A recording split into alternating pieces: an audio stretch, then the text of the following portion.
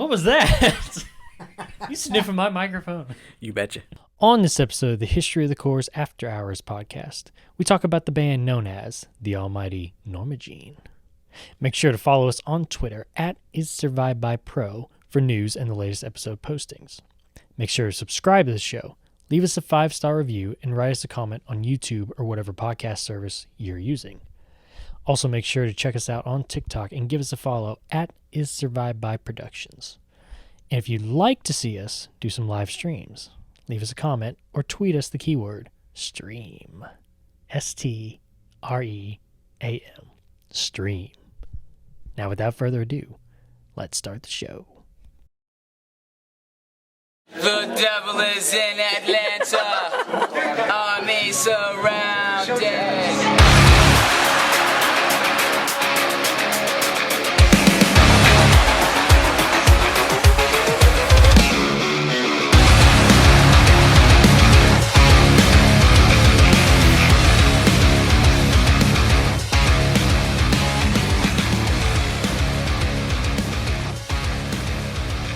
Welcome back to the History of the Corps After Hours podcast, where each and every episode I sit down with my good friend and avid listener of the podcast, Erik, and we talk about some of these bands that me and Josh have already talked about. How's it going? See, I almost did it again. How's it going, Erik? Well, pretty good. Name's getting a little mushy in here, but it's all right. Is what? What's happening? My name's getting a little mushy. Your name. I don't know who I am anymore. Yeah, I don't... This is what happens when you get stuck with a co-host. I mean, when you work with one guy for a while. I love you, Josh. If you're listening, I love you. No, so it's probably gonna take me a little bit to get used to that. Maybe by this next episode that we record today, I'll be able to get your name right the first time. Get it all hammered out. Exactly. Hopefully so, man. All right, we made it, man. We're here finally. We got through the intro episode. We learned a little bit about Erik. Hopefully you came back and are still listening after that first episode. Hopefully he didn't scare you away. Hopefully it didn't get too weird for you. If he did, let me know in the comments. We can totally get rid of him and get another avid listener. No, I'm just kidding. So we are here, man. We're finally going to sit down. We're going to talk about a band. And not just any band, Erik. Let me go ahead and state that now. Not just any band. When you talk about this band, you have to put name or respect on this name. Okay. Yes. The almighty Norma Jean.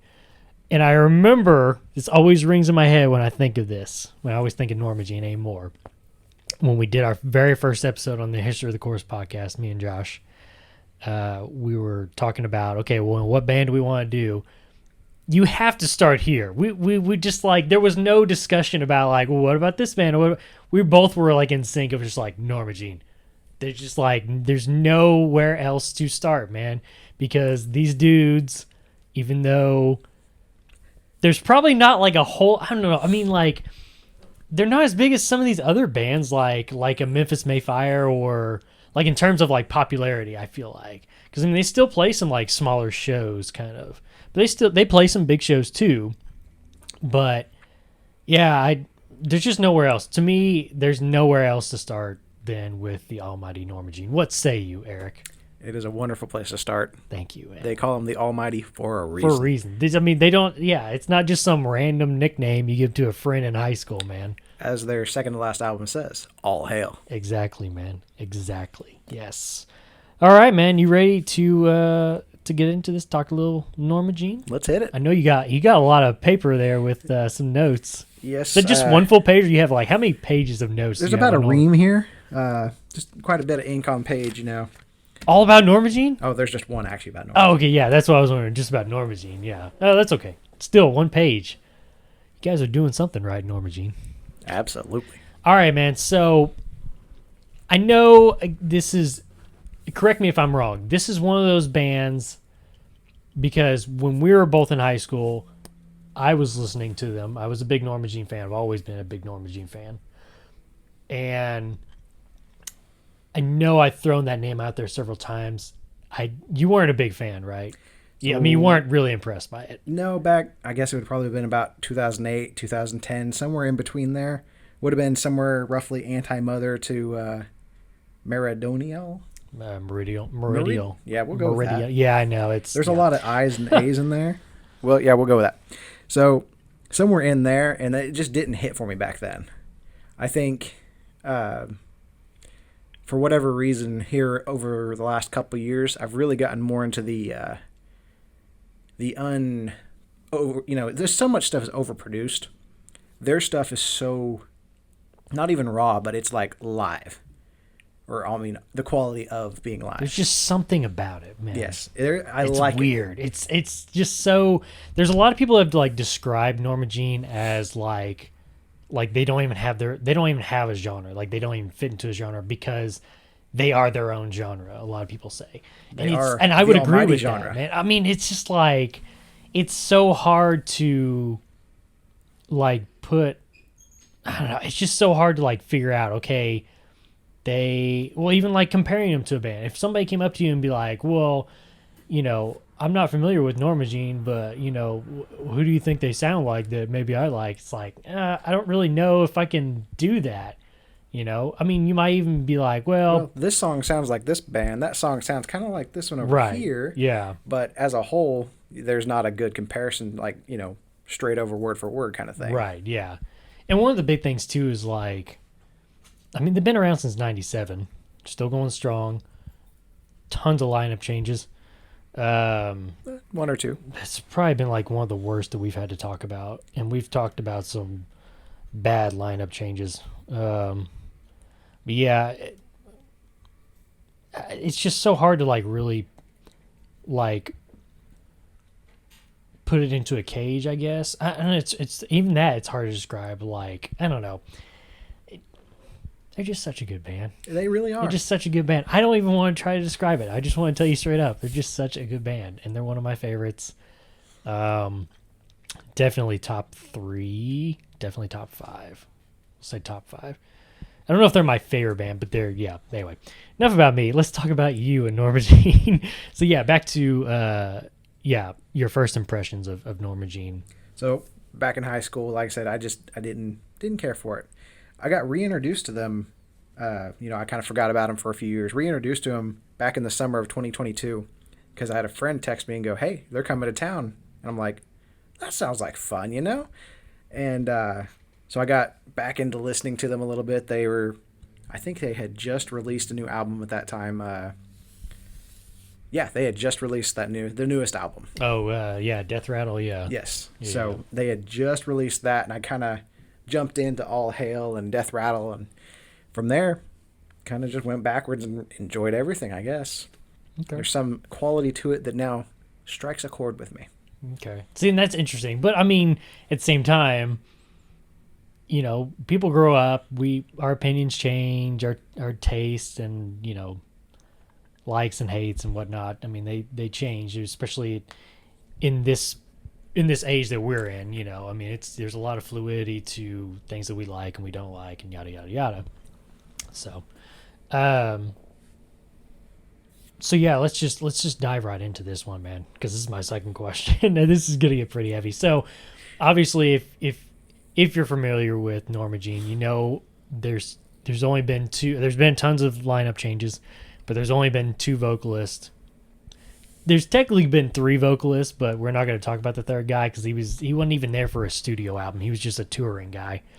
But the 2 guys that I'm talking about is one, Josh Scoggin, who was there at the beginning from 97 to 2002, 2003 area. And then from there, Corey Putman, who is now with the band, took over in about 2004, 2005-ish. And we talked about this before, Eric, there's a lot of debate, it seems like, I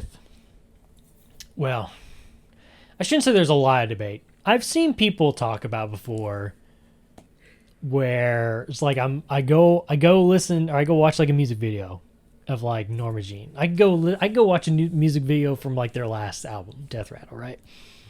And in the YouTube comment section, there's always somebody in the Norma Jean comment section that says, "This is trash. Corey Putman is trash. Josh Scoggin and Bless the Martyr is the only thing that matters." And and that's it. They don't even leave it open for debate. They come in, they do that, and they run out.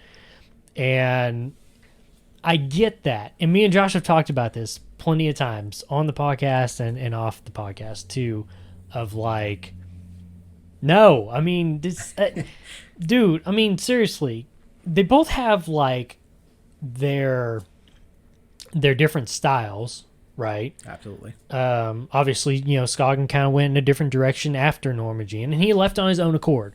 There was no, he said it before, there's no beef. He just, he ended up leaving on his own. It was kind of a weird thing that he did to leave. He's kind of a strange guy anyway, but anyway, it doesn't matter. He marches to the beat of his own drum, we'll say that. But for people to come in and say, Bless the Martyr was it, that it's Norma Jean, no. Because to me, it's like Corey Putman is Norma Jean. Even though Josh Scoggin was there from the beginning, he helped start the band. He helped give them a name and everything like that. He helped wrote one of their best albums. Corey Putman, to me, is Norma Jean. When I think of Norma Jean, I think of Corey Putman. And on top of that, it's like me and Josh both said, you get two great bands out of this, people. You get two great bands. You get Norma Jean with Corey Putman, and you get The Chariot with Josh Scoggin. And if you want to throw another one in there, you get The 68 with Josh Scoggin later on here in the past few years. But yeah, I don't understand, like I say, it's not a huge debate, but there are people out there that just like live and die by Bless the Martyr and Josh Scoggin being Norma Jean, and that's it. What say you, Eric? I know I kind of I went around the track a couple of times, but I was trying to get all my thoughts out there. So what say you, Eric? So both are good. I really do like both as vocalists, as lyricists. They're both actually pretty great in my opinion, especially in the lyricist category. Wow, both of them. But I will say I think Putman is Norma Jean. Amen.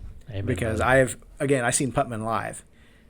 And he's not a young man anymore, but dude puts on a show. Like, that was good stuff.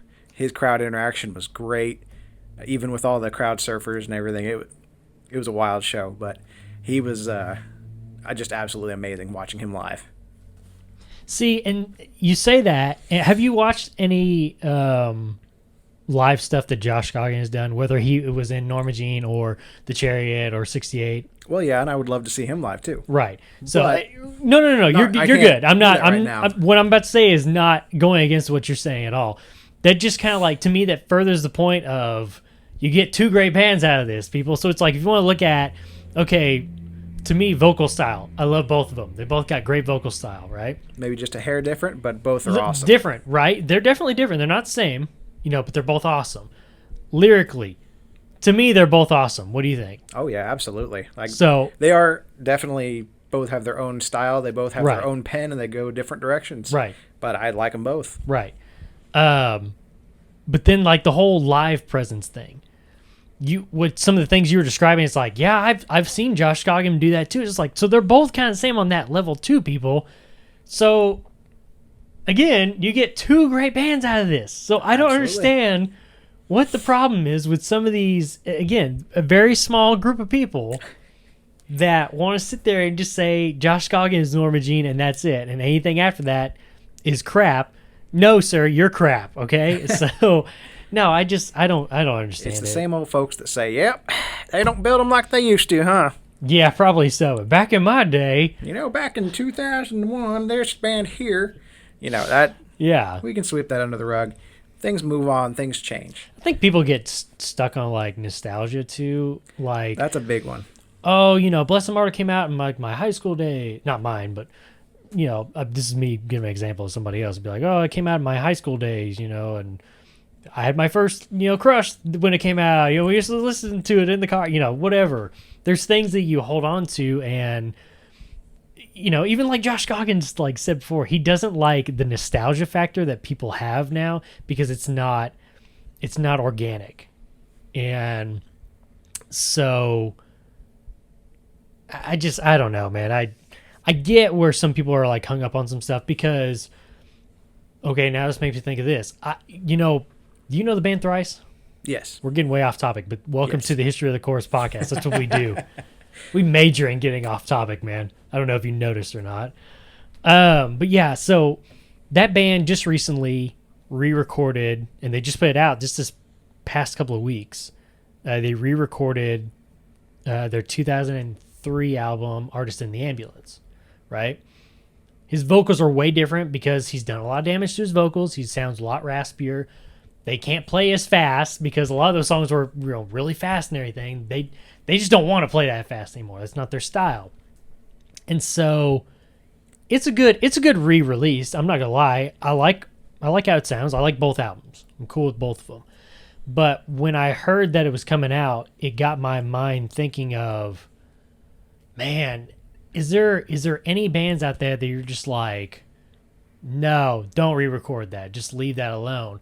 And I started thinking about that in terms of like, man, I don't want you to re-record that because I've got a lot of things that are tied to that. And if it ends up being something that I don't like the sound or what you did with this song or that song or whatever, I almost feel like, it's going to ruin it for me. And so I almost kind of wonder if that's kind of like what these people are, hung up about. Oh, Bless the Martyr was so good, and I love his vocals and his lyrics, but then Corey came along and just like, I don't like it because you're not Scoggin, Well, I can tell you live, Putman did 2 of, original Bless the Martyr songs. Used to Hate Cell Phones and Memphis Will Be Laid to Waste. Oh, did he play Cell Phones? That's Yes, a good one. yes. Did they play the full song? Because I know in recent years they've done a combo of The End of All Things Will Be Televised, and then they go into Cell Phones. It's kind of like a half and half song. They very well could have done that. I wasn't as familiar with them when I saw them, and I didn't have a notepad to write them down, of course. So Write that down. Write that down. Grab that. What grab happened to that. my pen? Somebody knocked it out of my hand while I was moshing. Where'd that girl go with my pen? Oh my gosh. My pen got stuck in that guy's butt. He's crowd surfing. What happened? Crowd surfer took my pen. He didn't have it with his hand. Well, he grabbed it with something, man. But I can tell you both of those songs were fantastic. Even Yeah. with all the lineup changes. I know Josh is big on, I don't want to hear the new guys singing the old stuff because, the history of it. They weren't there when it was written.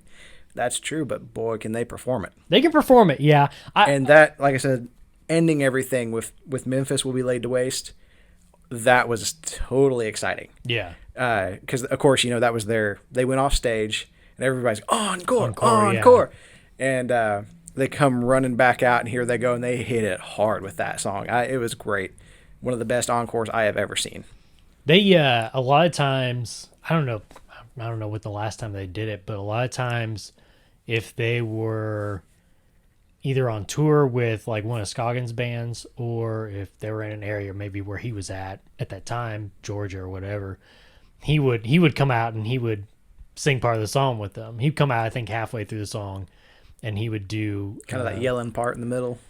Well, he would do he would do like the main vocal stuff, and then at the very end with the spoken word part, Corey would do that part. Oh, okay.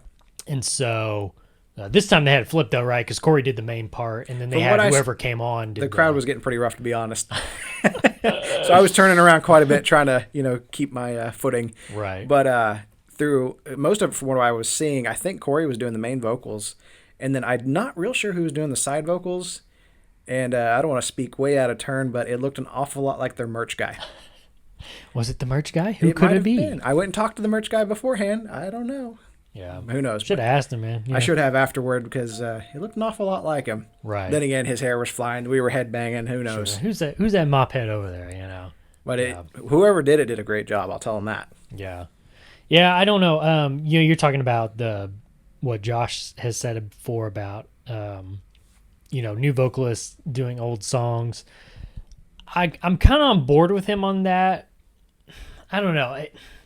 I will say though, in terms of that, I give Corey a pass because he's Corey, and I love Corey so much, and I love Norma Jean so much, and well, I mean, just the fact that it's like they bring back Scoggin to do like that part before, and Well, it's I like mean, you there's said, a lot of they're collaboration. not like on bad terms with him, or right. anything. Oh, you know. So it's another thing, I guess. I'll give him points in the category. If they're on bad terms and they're singing old stuff, that would be one thing. Right.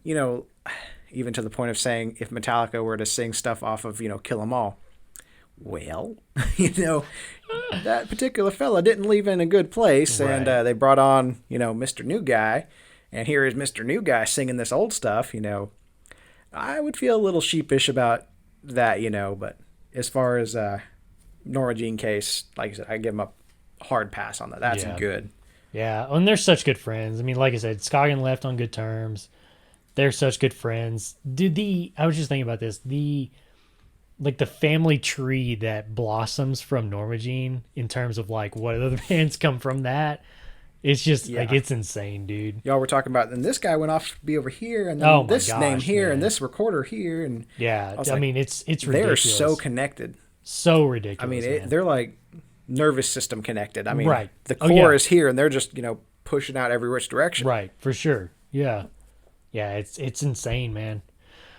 Speaking of which, kind of along the lines of that, so we got this guy named Daniel Davison, one of my favorite all-time drummers. I love him.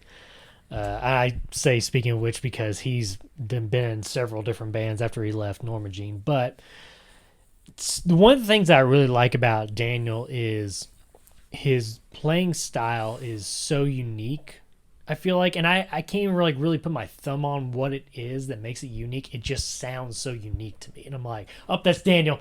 That's Daniel. You don't even have to tell me. He's in that band now, isn't he?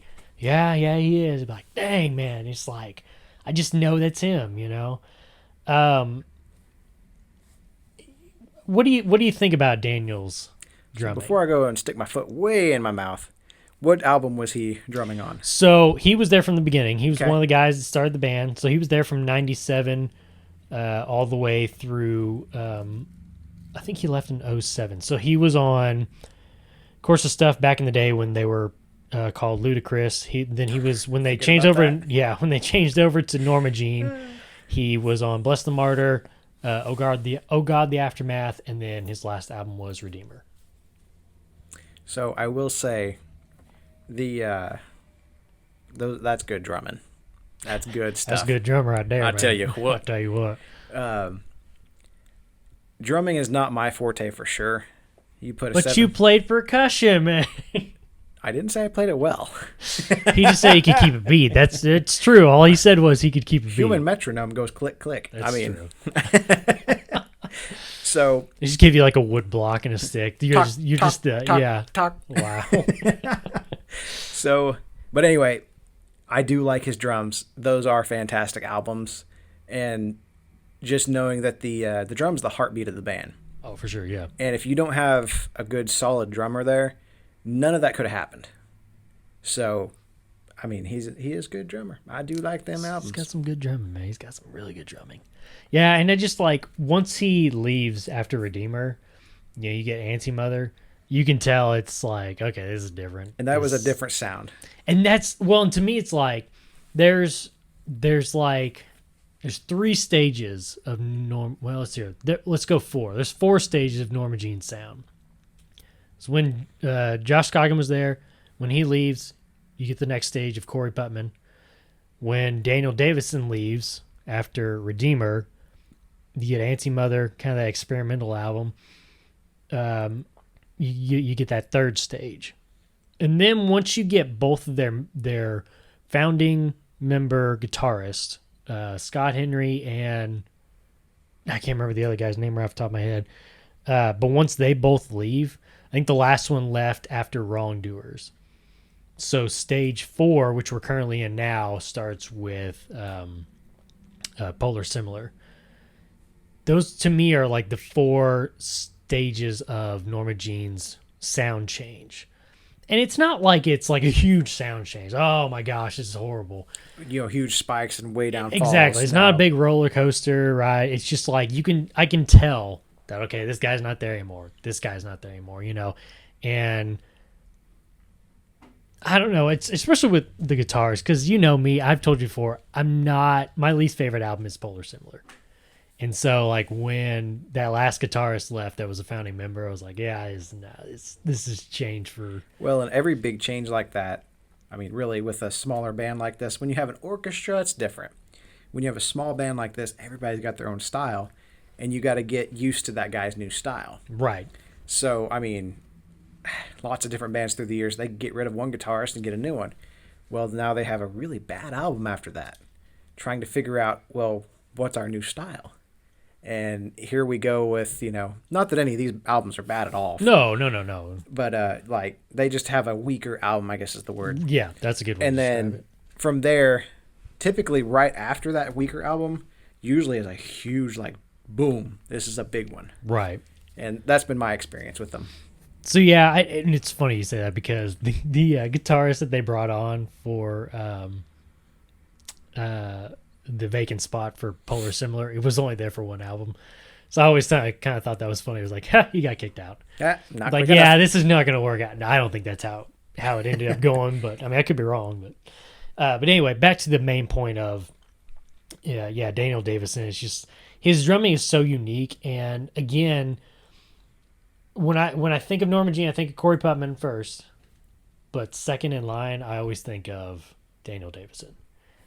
Because again, he adds that unique drumming style in that first few years of their existence. So, and again, like I said, the dude is so like after that he ends up going to play in, I think he plays in the Color Revolt, and then he ends up spending an album with Every Time I Die, which is Low Teens is such a good album.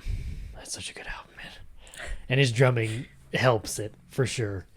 Yeah, and then not even that, it's just like he's into like so many other like things too. Like the list of like his music videos he's directed for bands are just like off the charts. And you're like, oh, I know that one. Yeah. He's everywhere, and I think he has his own website too, because he's like a big entrepreneur of like, yeah, I take photography, I do videography, I play music. Well, and I've always loved it when a band member goes out there and does producing type stuff. Yes, yeah. They put a little bit of their weight behind a smaller band. Yes. Because they got the name, they got a little bit of the cash money. Yeah. And they can put that weight behind some new up and coming guy to, help them out. Right. They're not lift them up. They're not hoarding it for themselves and saying, I'm sticking with this record label because they made me rich. Right.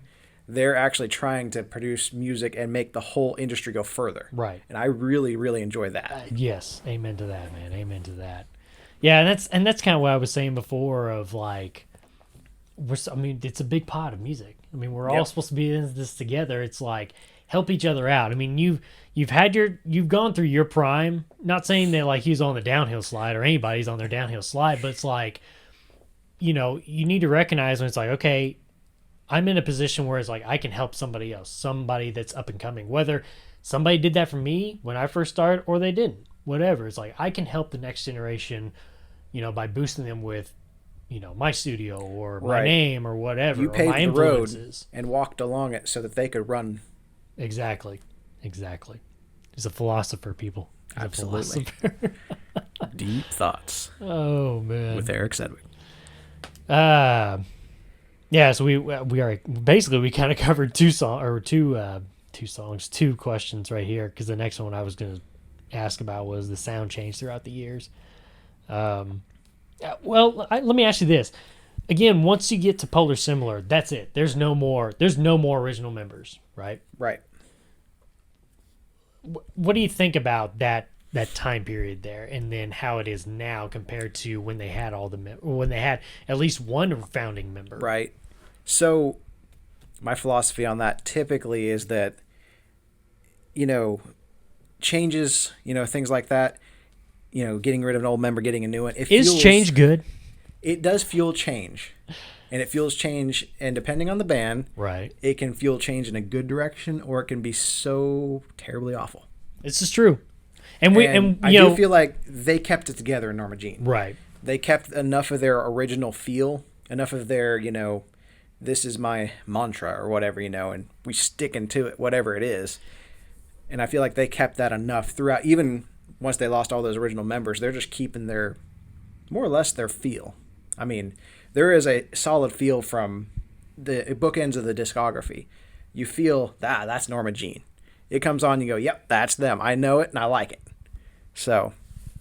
Yeah, I think one of the things too that helps with that is Corey, he plays guitar a lot of times, and he writes a lot of the songs anymore by himself, or at least over the years he has. Now they may do more togetherness now. I don't know, but he, him being around for a long time like that, and him being able to write most of the songs himself lyrically and on guitar and everything, I'm sure kind of helps that sound, kind of that had that little bit of consistency throughout, even with all the member changes and everything. Speaking of member changes, I think we've talked about this before. What to you, because you were just saying about member changes could, make it or break it. It could be really good or it could be really bad or whatever, whatever. Is there a certain instrument, and vocals I consider, vocals an instrument. Is there a certain instrument that, a member can leave and you get a brand new member on that instrument that you really feel like, okay, this is it? Because I feel like, and me and Josh talked about this before, I feel like bass and drums, they're just not like, I mean, you can get away with it, Typically you can get away with it, and it's not such a big deal. As long as they can, for one, keep time. Yeah. And two, keep key. I mean, that's all you can really ask for. For sure, yeah. So, now when you get into guitars, people do grow and change, so musical styles will change too, like you said. Like Thrice, they got a little slower in their older age. And they're not as young as they used to be. I think, honestly, in my opinion, Avenged Sevenfold kind of did the same thing. Yeah. They lost their drummer, and they got a new drummer, which was not a bad drummer, but his style is different. He's not as fast, so the guitars had to kind of dial it back to meet him. And that is, like you said, somewhere in this mess, it's all got to, jive together. It's got to be in this big stew, like you said. Right. Here's your broth, which is the lead singer. Here's your salt, which is your guitarist. He's whipping up as a stew. Right here in the middle of the studio. Oh, my goodness. So, how'd you get that food in here? It's a secret. So, anyway, that's my idea. If make it or break it, if a lead singer leaves after the first album, that's about the only time that it's really excusable, I guess, in my thought process. You're still raw. It's still pretty new You're to still everybody. trying to figure it out. And, as far as the band goes, especially with someone like a library of music like Norma Jean has. Right. Especially me coming into the end of it here, it's Scoggin is good, but I see Putman, and that is Norma Jean to me. He takes him to a new level, don't you agree? He really does, and I really feel like he comes into his own during Redeemer. Like, oh, for sure, yeah. It goes. That's what I was saying is, he came in there and he made a mess of things in a good way. Don't get me wrong.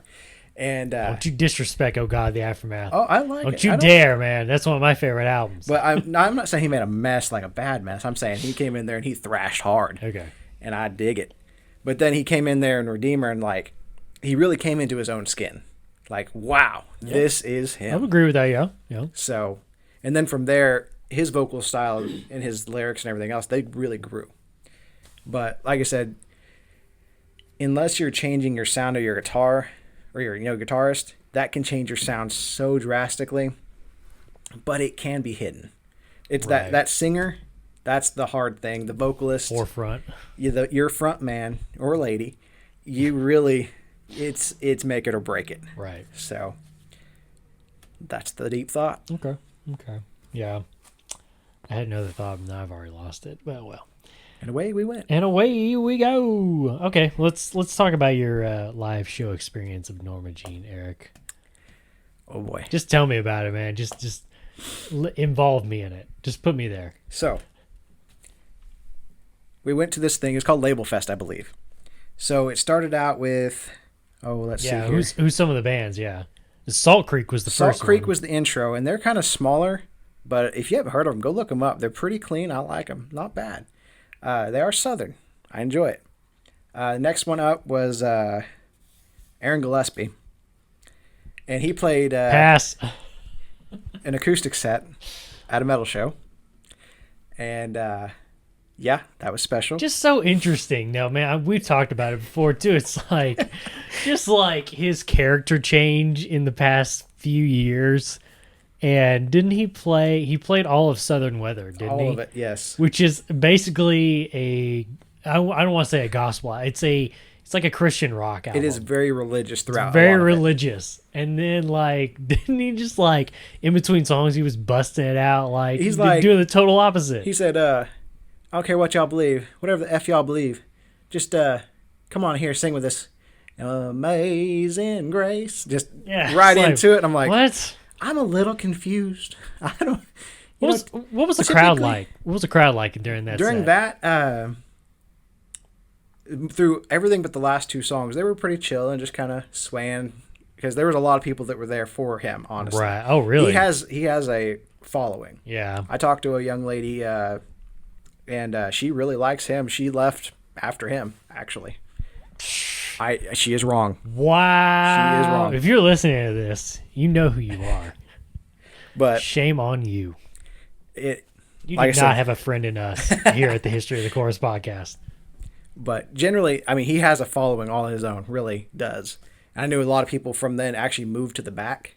So at that point, well, that being said, at the end of his set, he played two of, like, Under Oath songs. Yeah. Weren't they from They're Only Chasing Safety? Or I think one of them was. One of them was, wasn't it? Let me look it up. Because I make a playlist. After he's making memories on his Spotify. So I can go back and I can look them up. It's quite enjoyable. Oh, so I'm sure there was probably more like because you said that was the second band or that was the second. He was the second guy, okay. Yeah. So no. He got A Boy Brushed Red. He played that at the end, and then there was another one that's not on there. I can't remember what it was now. Can you feel your heartbeat racing? Can you taste the fear in her sweat? Anyway, oh my goodness! But that got the crowd whipped up pretty good. Yeah. I enjoyed it. Most other people who know, everybody came off the bar. Ah! Oh, yeah, here we go. What's that? Under Oath in town?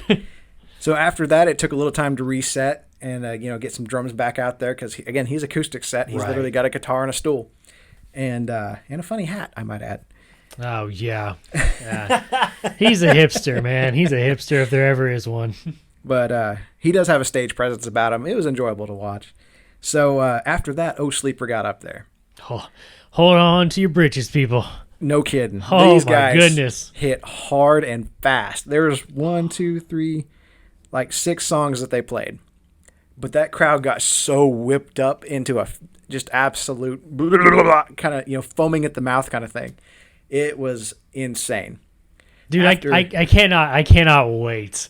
Cannot wait till we talk about Oh Sleeper because that right there is one of the most underrated bands. They really are. Like they're one of those bands that like if I asked somebody it was like, you've ever heard of Oh Sleeper? And they're like, who? I like literally want to like punch them in the face. And that's rough, but it's like, I mean, come on, people. I've heard of them over the years, but I never like knew any of their music or anything. Yeah. So after listening to them live, I was like, I gotta try these guys out. Like, wow. And so they play good. A good live set. So good. And really like you said, 6 songs. That's all they need, people. If they played more than 6 songs, your face would have been melted. My face would have been melted, and I might have been missing teeth. Exactly. Like, that crowd was getting pretty crazy. They were amped. They were seriously amped. That is a great word for it.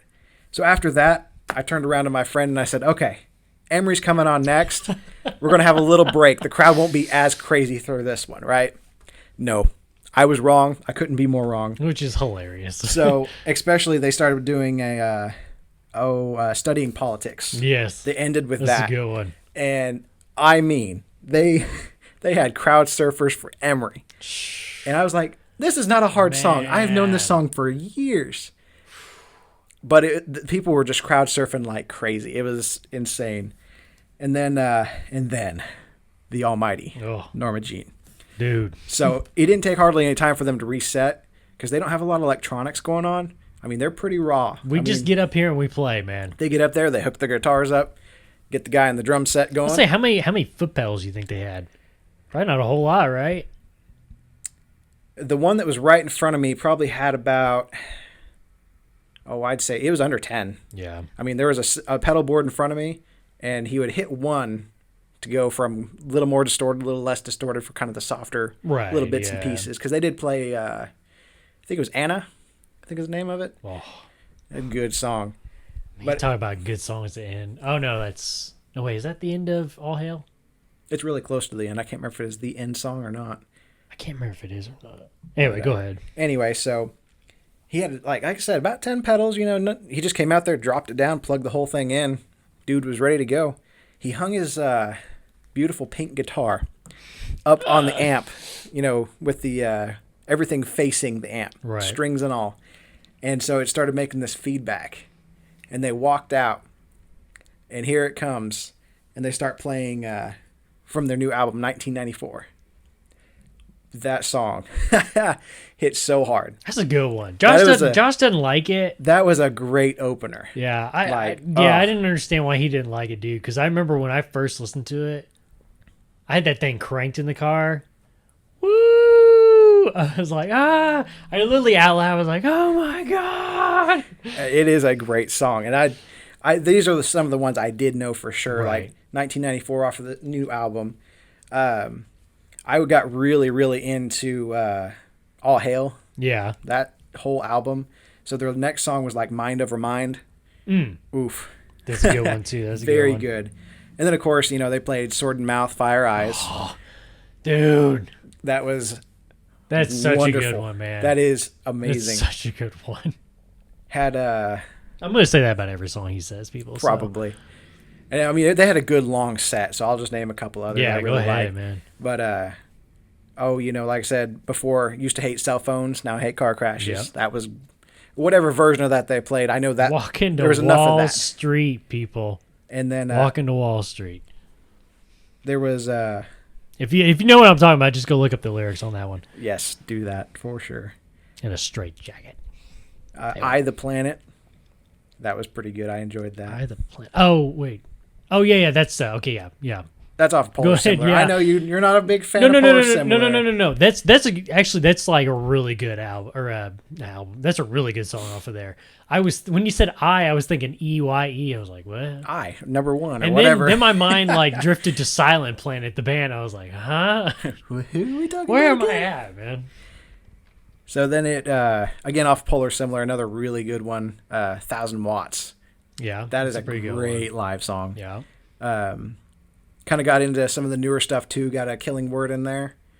Went all the way back to Redeemer for a small spark versus a Great Forest. Yes, thank you. What a such a good one, man. Great song. Such a good song. So good. And then again, like I said, they played Anna and then came back and played me. Memphis Will Be Laid to Waste. Just for you? Just for me. I was just for you, man. He said, this one's for this guy. I started out in about the second row. And like I said, the crowd was pushing pretty hard at this point. Right. Because we're all just moving around, jumping, right. Having a little bit of mosh behind me. It was a good time. And then the girl in front of me, she decided, well, I need to go home. So what? Well, I think the speakers were too loud, or I don't know. What? Anyway, so she moved out of the way and she went off to the side. And so I took the new spot in the front row. So about halfway through that lineup, I was now in the front row with Corey just to my right. I wish I knew the guitarist's names, but he had that beautiful pink guitar hanging there on my left hand. And both of those guys just right there in front of me. It was a great show. Fantastic. There were so many crowd surfers. I literally lost count of how many crowd surfers went over the top of my head. It's probably because of this band right here, Norma Jean, that venue now has a sign up, right, Eric? And what does that sign say? So I went back to this venue. It's called the Vanguard. Pretty great place. You guys check it out if you're in Tulsa. But they put up a new sign in there that says, no crowd surfing. It will result in immediate expulsion. So probably because of this show, I love being a part of an event. Know, right? We don't know for sure if it was, but we have to think. There were so many people flying over the top of my head. I can only think. Yeah, we have to think because of bands like Norma Jean, Emery, and O Sleeper being together on a tour and playing back to back to back. Yeah, we're probably just going to go ahead and say, yeah, I think it's because of them that they have this sign up. Yep, so. And there's about 6 of them I saw around. I had to go take a picture of it because I feel like I was part of the reason why. You took a selfie new with sign. it? Yep. I did this, see me? And this is me. That's awesome, man. Yeah, it was a great show. Fantastic. If you have a... Where does it land in your top live shows? It is really close to the top. If it's not number one, honestly, it is... Because there's a couple of good ones in there. Top 3? Absolutely. Okay. Without a doubt, top 3 for sure. But it was a great show. So much fun. I would do it again in a heartbeat. Yes. Let's hope they come back to town, man. I will definitely go. Because that's one that I will quit my job for. No, I don't want to quit my job. But, yeah, Norma Jean's just one of those bands. Anymore, I'm just to the point where I'm just like, I don't know if I want to go see all these bands. So for me personally, it's like, okay, it has to be a specific band. And Norma Jean is on that list. And it'll never happen. But if the Chariots somehow resurrected themselves, which will never, ever happen, because Josh Scoggin will never let that happen. Yeah, that's a long story. But anyway. But if it does happen, count me in. Yeah, if by some crazy miracle that happens, man, and then if by some insane miracle they both come to Tulsa on tour, no. Quit my job. I'll be the one crowd surfing for that. I will spend every last dime I have probably to be at that show, man. So yeah. All right, man, let's wrap it up. Usually me and Josh talk about, some of our favorite albums, songs, lyrics. So every once in a while I get Tim to give me play me some riffs, and he does that. So if you got any favorite albums, songs, some lyrics, or if you want to play me some riffs, that'd be nice too. I always like enjoying those.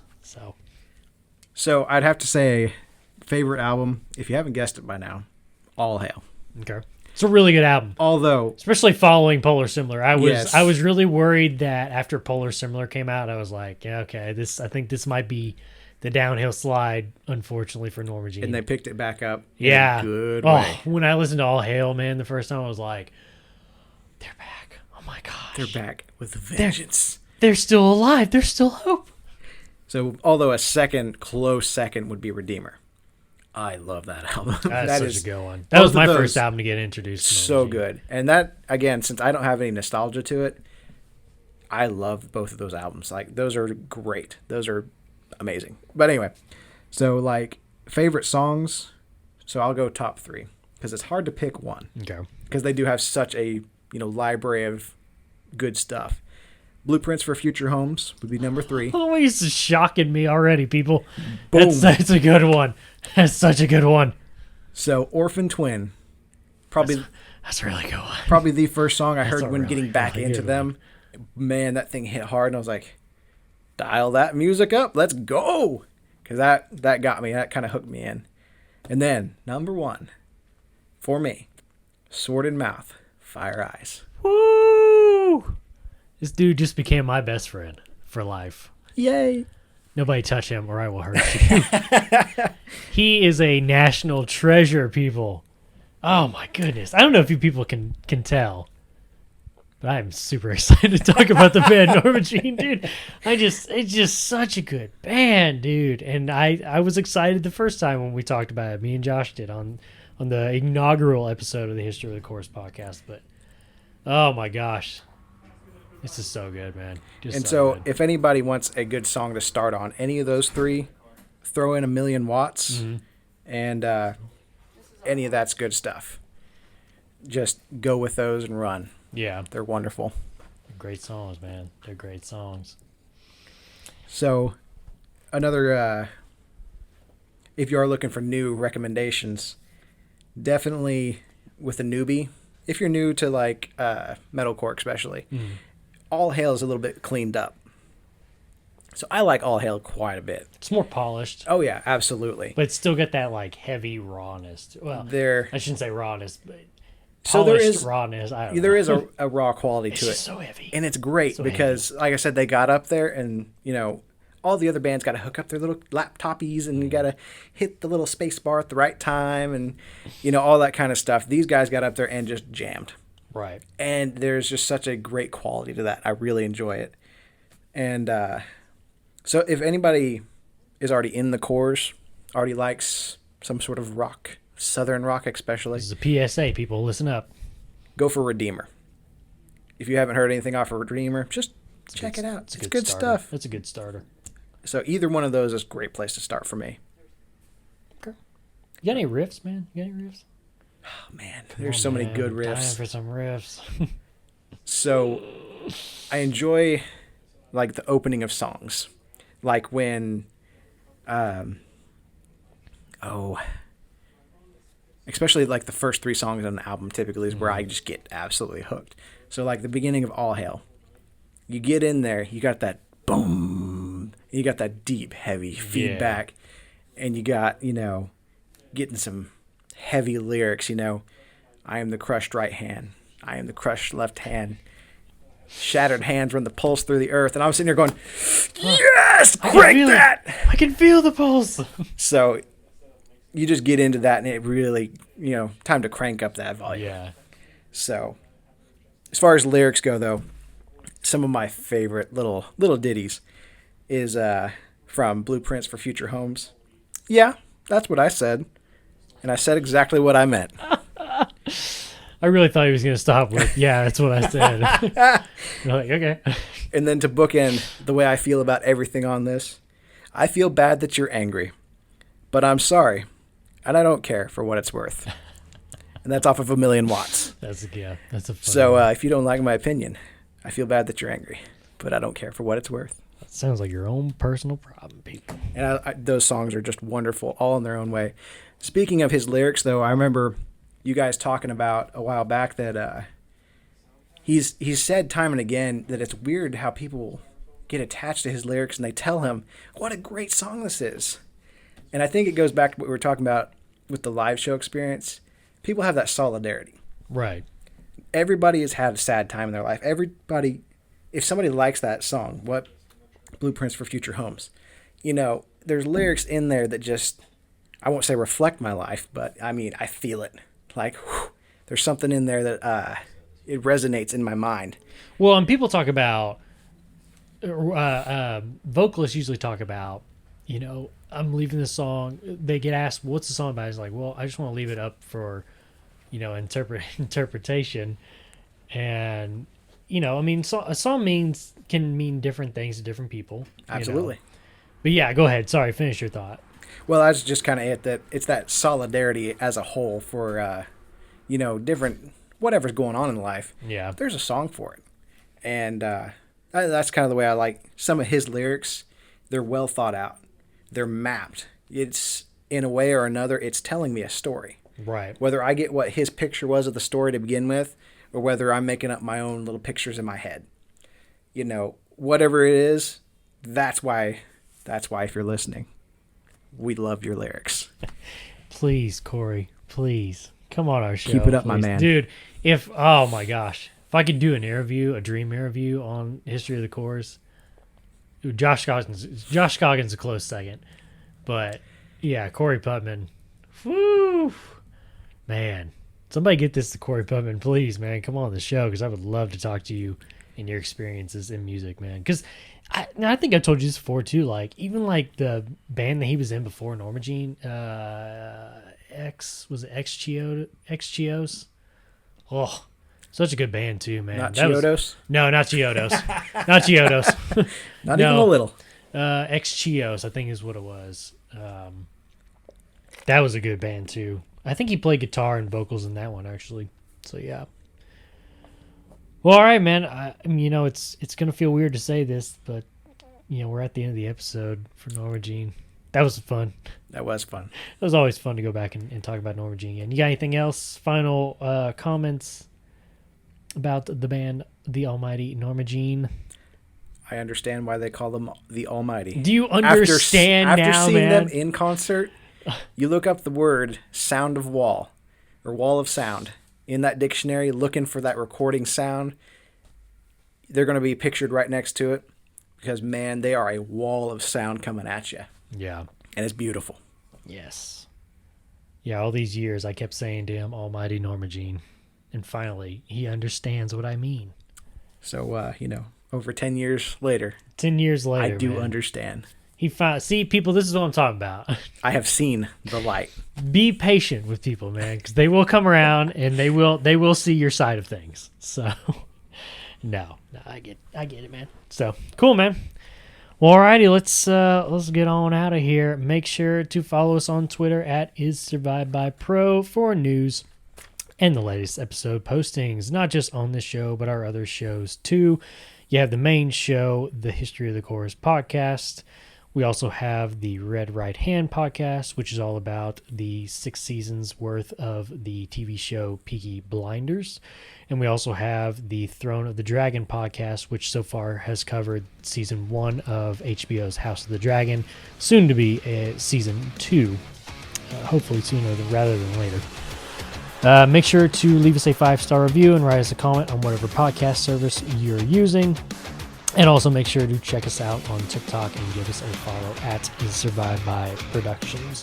And once again, we're also on YouTube. Just go on there and search Is Survived by Productions, and that'll have every episode from all of our shows. Subscribe to the channel and thumbs up the video. Yes, Eric's giving me the thumbs up. I like that. He approves. He approves. I And so approve should this you. message. So should you. Alrighty, we will see you in the next episode of the History of the Chorus After Hours podcast, episode 2, where we talk about one of the branches from Norma Jean, the chariot. We'll see you in that episode.